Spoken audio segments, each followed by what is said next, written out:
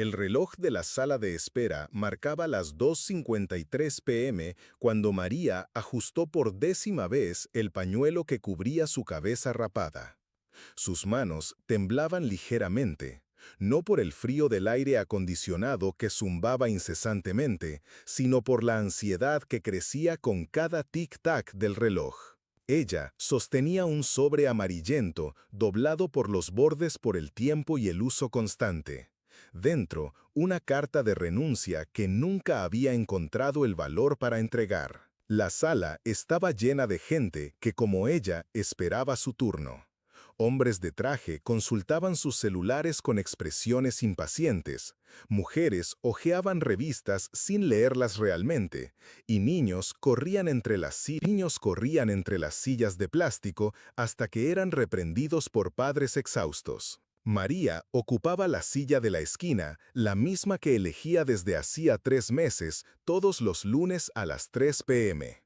Desde allí podía observar el movimiento sin ser notada, un privilegio que había aprendido a valorar desde que la quimioterapia le había cambiado la apariencia de forma tan radical que hasta ella misma se asustaba al verse en el espejo. El cabello había sido lo primero en irse. Luego, las pestañas, las cejas y con ellas una parte de la confianza que había construido a lo largo de 42 años de vida. María era, o había sido, gerente de recursos humanos en una empresa mediana. Conocía a cada empleado por su nombre, sabía de sus familias, sus dificultades, sus sueños. Era ella quien organizaba las fiestas de cumpleaños, quien mediaba conflictos, quien ofrecía el hombro cuando alguien necesitaba llorar. Pero ahora, sentada en aquella silla de plástico, con el pañuelo deslizándose ligeramente sobre su cabeza lisa, se sentía solo una sombra de quien solía ser. La recepcionista, una joven con el cabello teñido de rubio y uñas perfectamente pintadas, levantó la vista de la pantalla del ordenador y gritó un nombre que resonó por la sala. «Señor Antonio Gómez». Un anciano se levantó con dificultad, apoyándose en un bastón de madera oscura. María lo observó caminar lentamente hasta el mostrador, donde la joven lo esperaba con una expresión de aburrimiento apenas disimulado. La puerta se cerró tras él con un sonido seco, y la vida en la sala de espera continuó como si nada hubiera pasado. La recepcionista volvió a teclear, la gente retomó sus conversaciones susurradas y el reloj continuó su marcha implacable.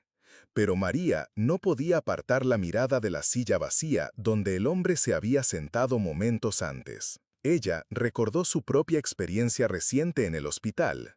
Había llegado 15 minutos tarde a una consulta crucial, el día en que recibiría los resultados de los últimos exámenes. El tráfico era imposible, la lluvia lo había hecho todo más lento, y ella había corrido por los pasillos del hospital con el pañuelo deslizándose de su cabeza. Cuando finalmente llegó al consultorio, sin aire y con las manos temblorosas, la enfermera la recibió con una sonrisa comprensiva. «Doña María, qué bueno que llegó. El doctor la está esperando. Sabemos que no es fácil llegar hasta aquí con este tiempo». Esa gentileza, esa simple comprensión habían significado más que cualquier medicamento. En ese momento, María no se sintió solo como un número más en la fila, sino como una persona que merecía cuidado y respeto, independientemente de su apariencia o de las circunstancias. El recuerdo la trajo de vuelta al presente, donde su nombre acababa de ser llamado. «Señora María Oliveira». La voz de la recepcionista sonó diferente esta vez, más profesional, casi cordial. María se levantó, ajustó el pañuelo una vez más y caminó hasta el mostrador. «Buenas tardes», dijo ella, con voz suave pero firme. «Tengo cita a las 3». «Sí, claro», respondió la recepcionista, ahora sonriendo. «El doctor Enrique puede atenderla ahora». María asintió, pero no se movió inmediatamente. Miró la silla donde el señor Antonio se había sentado, luego a las otras personas que aún esperaban. Finalmente, sus ojos se fijaron en el rostro de la joven frente a ella. «Disculpe», dijo María, con voz calma pero decidida. «Me gustaría saber si hay posibilidad de que el señor que estaba aquí hace un rato sea atendido hoy». La recepcionista frunció el ceño. ¿Qué señor? El señor Antonio llegó solo unos minutos tarde. Ah, él, interrumpió la joven con un gesto despreciado. No, no hay más horarios disponibles hoy. Debería haber llegado a tiempo. María sintió algo encenderse dentro de ella. No rabia, sino una determinación que no sentía meses. Él puede ocupar mi lugar, dijo con sencillez. La recepcionista la miró como si hubiera hablado en un idioma extranjero. ¿Cómo dice? Mi cita se puede reprogramar, la suya parecía más urgente. Pero usted tiene una cita programada, ¿no puede simplemente? Sí, puedo, dijo María con una sonrisa amable. Es mi decisión. Un murmullo bajo comenzó a extenderse por la sala. Algunas personas levantaron la mirada interesadas en la conversación. María se dio cuenta de que se había convertido en el centro de atención, pero extrañamente eso no la incomodó. Por primera vez en meses sentía que estaba haciendo algo que realmente importaba. Pero él ya se fue, dijo la recepcionista, claramente confundida con la situación. Entonces, quizás sea posible llamarlo o enviar a alguien a buscarlo, sugirió María. No debe haber ido muy lejos. Una señora de mediana edad, sentada cerca del mostrador, se levantó. Lo vi en la parada de autobús, dijo. Todavía estaba allí cuando pasé por la ventana. María le sonrió, una sonrisa genuina que iluminó su rostro pálido. Gracias, dijo. Luego se volvió hacia la recepcionista. ¿Ves? Todavía hay tiempo. La joven del mostrador parecía perdida, como si nunca había enfrentado una situación similar. Miró a María, luego a la señora que se había ofrecido ayudar y finalmente al grupo de personas que ahora seguía la escena con interés renovado. Fue entonces cuando una voz grave y serena resonó en la sala. ¿Qué está pasando aquí? Todos se giraron para ver a un hombre de cabello canoso, vestido con un traje oscuro y llevando un maletín de cuero. Había salido de uno de los consultorios y caminaba hacia el mostrador con pasos firmes pero tranquilos. María lo reconoció inmediatamente. Era el doctor Enrique, el abogado con el que debía reunirse. Doctor Enrique, balbuceó la recepcionista, esta señora quiere ceder su lugar al señor que estaba aquí hace un momento.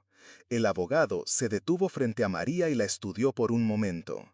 Sus ojos, aunque serios, tenían un brillo de bondad que ella reconoció inmediatamente. ¿Usted es María Oliveira?, preguntó. Sí, respondió ella, con la voz firme.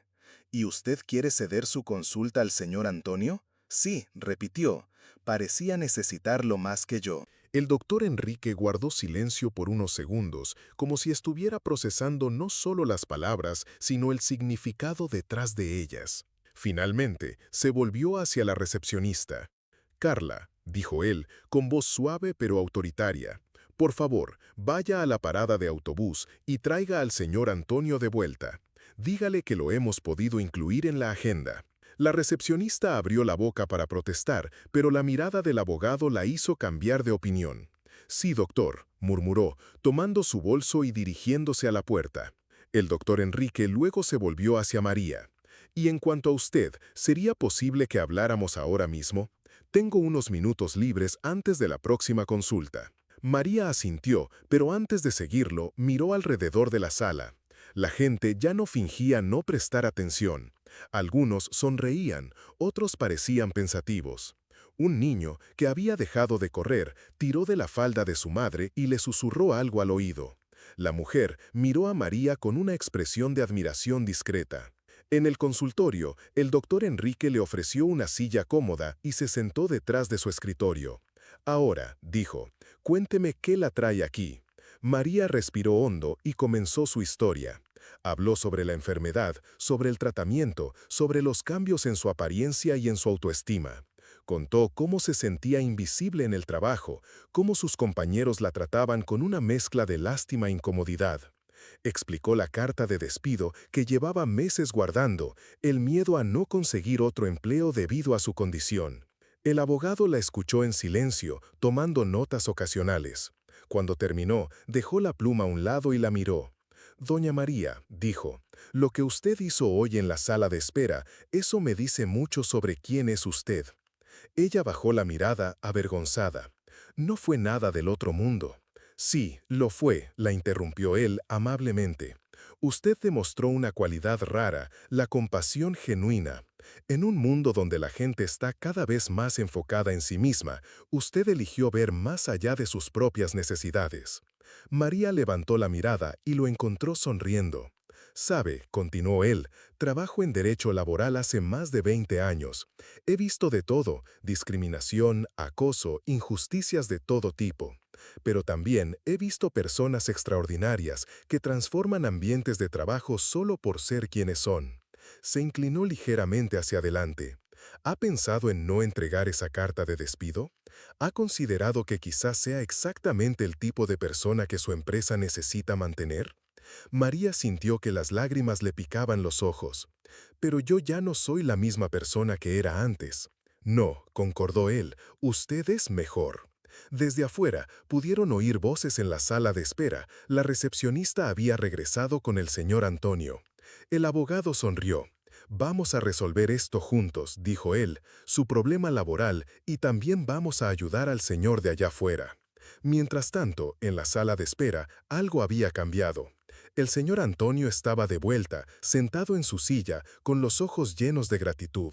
La recepcionista, que antes había demostrado solo irritación, ahora parecía más atenta, más humana. Algunas personas habían comenzado conversaciones espontáneas, como si el gesto de María hubiera roto una barrera invisible que mantenía a todos aislados en sus propias preocupaciones. Una joven mujer, con un bebé en brazos, ofreció una galleta al señor Antonio. Un hombre de negocios guardó su móvil y preguntó si alguien necesitaba ayuda. Una adolescente cedió su lugar en la cola a una señora mayor que llegaba caminando despacio. Fue como si una pequeña piedra hubiera sido lanzada a un lago, creando ondas que se expandían en círculos cada vez mayores. Cuando María salió del consultorio, una hora después, encontró una cena completamente diferente a la que había dejado. El señor Antonio conversaba animadamente con otras personas, su maletín ahora abierto sobre sus piernas, mostrando fotos de su difunta esposa. La recepcionista sonreía genuinamente mientras atendía a los clientes, tomándose el tiempo para explicar los procedimientos y ofrecer ayuda. Sabes, a veces necesitamos historias como estas para recordarnos que aún existe bondad en el mundo. Si crees en el poder de los pequeños gestos para transformar vidas, suscríbete al canal y activa la campanita para recibir más historias que tocan el corazón y nos hacen reflexionar sobre lo que realmente importa en la vida. El doctor Enrique acompañó a María hasta la puerta. Doña María, le dijo, me gustaría hacerle una propuesta. Necesito a alguien para trabajar en la recepción de mi oficina, alguien que entienda que un abogado no solo trata de leyes, sino de personas. ¿Interesada? María lo miró sorprendida. Pero usted es exactamente lo que estoy buscando. Alguien que ve más allá de las apariencias, que comprende que detrás de cada caso existe una historia humana. Ella sujetó el sobre con la carta de despido, que ahora parecía absurdamente irrelevante. Me gustaría mucho, dijo ella, la voz quebrada por la emoción. Genial, dijo el abogado, puede empezar la semana que viene. Mientras María caminaba hacia la salida, se detuvo para despedirse del señor Antonio. Él se levantó con dificultad y tomó sus manos entre las suyas. «Hija mía», dijo él, con la voz temblorosa, «lo que usted ha hecho hoy me ha devuelto la fe. Hacía mucho tiempo que no veía tanta bondad en una persona». María sonrió, sintiendo que algo dentro de ella se había sanado. No el cuerpo, que aún luchaba contra la enfermedad, pero el alma, que había redescubierto su propósito. «No fue nada del otro mundo», dijo ella, repitiendo sus palabras anteriores. «Sí, lo fue», respondió él, apretando sus manos un poco más fuerte. Cuando María salió del edificio, el sol se ponía, pintando el cielo con tonos anaranjados y rosados. Caminó hasta la parada de autobús, donde había encontrado al señor Antonio horas antes, pero ahora se sentía una persona completamente diferente. No porque su apariencia hubiera cambiado, el pañuelo aún cubría su cabello rapado y su piel aún estaba pálida por el tratamiento, sino porque había redescubierto algo que creía haber perdido, la capacidad de marcar la diferencia. En su bolsillo, en lugar de la carta de despido, llevaba ahora la tarjeta del doctor Enrique y la promesa de un nuevo comienzo. Pero más importante que eso, llevaba la certeza de que los pequeños gestos de bondad aún tenían el poder de transformar el mundo. Mientras esperaba el autobús, pensó en su nueva función. Sería ella ahora quien recibiría a personas en momentos de vulnerabilidad, quien podría ofrecer no solo información sobre procesos legales, sino también una sonrisa comprensiva, una palabra de aliento, un gesto de humanidad en un mundo que a veces parecía haber olvidado lo que eso significaba. El autobús llegó y María subió los escalones con paso firme. A través de la ventana, vio el edificio donde todo había comenzado. En la entrada, aún había gente entrando y saliendo, cada una cargando sus propias historias, sus propios miedos y esperanzas. Ella sonrió, sabiendo que, la semana siguiente, estaría al otro lado del mostrador, lista para recibir esas historias con el mismo cuidado y compasión que había demostrado ese día. Porque había aprendido que, incluso cuando nos sentimos más débiles, aún tenemos el poder de elegir cómo nos tratamos unos a otros, y que a veces es exactamente cuando estamos enfrentando nuestras propias batallas que conseguimos ver con más claridad la lucha de los demás. De camino a casa, María tiró el sobre con la carta de despido a la basura. Ya no lo necesitaba. Había encontrado algo mucho más valioso, un nuevo propósito y la certeza de que, no importa cuán difícil sea nuestra situación, siempre hay espacio para la bondad. 3 meses después, el consultorio del doctor Enrique se había hecho conocido no solo por su competencia jurídica, sino también por la humanidad con que trataba a sus clientes. María, ahora con el cabello empezando a crecer de nuevo, recibía a cada persona como si fuera la más importante del mundo. Tenía un don especial para hacer que las personas se sintieran vistas, oídas y respetadas. El señor Antonio se convirtió en un visitante regular, ya no como cliente, sino como amigo. Solía aparecer los viernes por la tarde, siempre con un pastel casero o flores de su jardín. Él y María habían desarrollado una amistad profunda, basada en la comprensión mutua de que la vida puede ser difícil, pero se vuelve más fácil cuando encontramos personas que se preocupan genuinamente unas por otras. La recepcionista del edificio, Carla, también había cambiado. Inspirada por el ejemplo de María, comenzó a tratar a los clientes con más paciencia y amabilidad. Descubrió que cuando ofrecía una sonrisa genuina y demostraba interés real por las personas, su trabajo se volvía más gratificante y el ambiente más agradable para todos. La historia de María se había extendido discretamente por el edificio y el vecindario, no como una leyenda o un cuento heroico, sino como un ejemplo silencioso de que la bondad aún existe y puede ser contagiosa. Personas que habían presenciado o oído sobre su gesto comenzaron a actuar de forma diferente en sus propias vidas, creando una ola de pequeños actos de generosidad que se expandían como círculos en el agua. Una tarde de otoño, mientras ordenaba los archivos de su oficina, María encontró una carta dirigida a ella. Era de una mujer que había estado en la sala de espera aquel día memorable. La carta decía: «Querida María, probablemente no te acuerdes de mí, pero yo estaba allí el día que cediste tu lugar al señor mayor. Estaba pasando por un momento muy difícil en mi vida, sintiéndome invisible e insignificante. Cuando vi lo que hiciste, me di cuenta de que aún existe la bondad en el mundo. Tu actitud me inspiró a hacer cambios en mi propia vida. Volví a trabajar como voluntaria en un albergue, empecé a dedicar más tiempo a mi familia y aprendí a ver a las personas a mi alrededor con más compasión. Quería que su simple gesto tuvo un impacto mucho mayor del que puedas imaginar. Gracias por recordarme lo que realmente importa». María dobló la carta cuidadosamente y la guardó en su bolso. Ella no había hecho ese gesto buscando reconocimiento o gratitud, pero saber que había inspirado a otra persona a ser más amable consigo misma y con los demás era un regalo inesperado y precioso. Esa noche, mientras preparaba la cena en su pequeña cocina, María reflexionó sobre los cambios en su vida.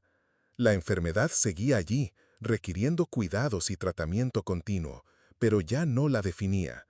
Había aprendido que nuestra verdadera identidad no reside en nuestra apariencia física o en nuestra situación de salud, sino en cómo elegimos tratarnos unos a otros, especialmente en los momentos más difíciles. Mirando por la ventana de la cocina, veía a sus vecinos volviendo del trabajo, niños jugando en la calle, gente común viviendo sus vidas. Pero ahora veía algo que antes se le escapaba. Cada una de esas personas cargaba sus propias luchas, sus propios miedos, sus propias esperanzas. Y cada una de ellas tenía el potencial de ser tanto la persona que ofrece ayuda como la que necesita recibirla. María sonrió, ajustándose el pañuelo que aún llevaba, ya no por vergüenza, sino por elección. Había aprendido que la verdadera belleza no está en la perfección física, sino en la capacidad de ver más allá de las apariencias y conectarse con la humanidad de los demás. Y que a veces, cuando estamos en nuestro momento más vulnerable, es cuando podemos ofrecer nuestra mayor contribución al mundo. Lo último que hizo antes de dormir fue releer la carta de la desconocida. No por la gratitud expresada, sino por el recuerdo de que nunca sabemos completamente el impacto de nuestros actos.